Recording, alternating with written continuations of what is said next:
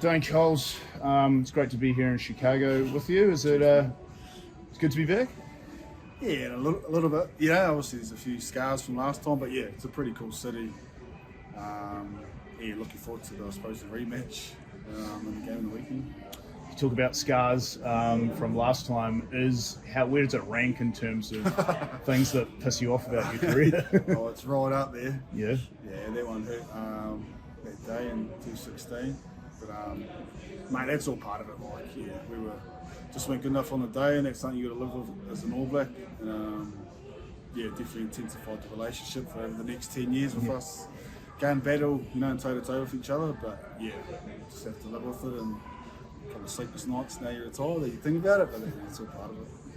Okay, talk to us about that week. You had the Chicago Cubs won the World Series, so it was a real buzz here. There was a parade with millions of people. Do you think the All Blacks kind of got caught up in all of that week? Like, it was definitely there. Like, I wouldn't say caught up, but there was a lot going on, and you don't want to put that down to the way that we did perform, and taking away from Ireland, it was something very different that we needed to experience, If we had a parade, it'd be like 100 people, in New Zealand, it was a real thing.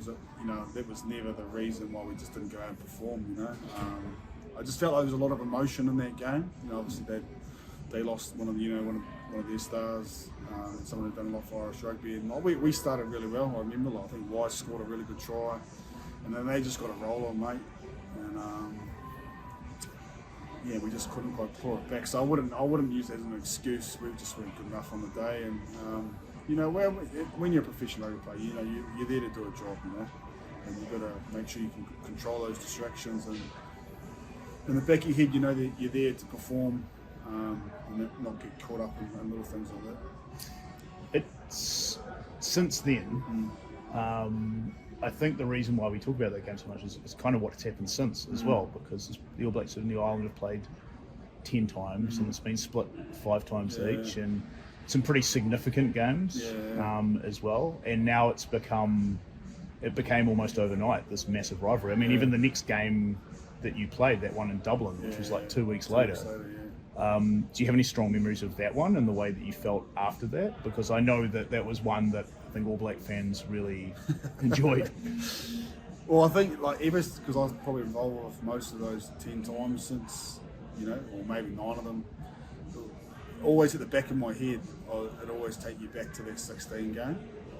So you're like, and sometimes it was always like you never wanted that feeling to happen again. That was always the case for myself. I know a lot of the senior guys or the team, and sometimes it did. But that was that moment we felt in 16 was like I never want to feel that again. So it was kind of it did intensify, and there were some good battles. Some real good battles. But I think in 212, they just about won. And then 213 we managed to get it to win it. So that was not like it was kind of there been signs, and for whatever reason we just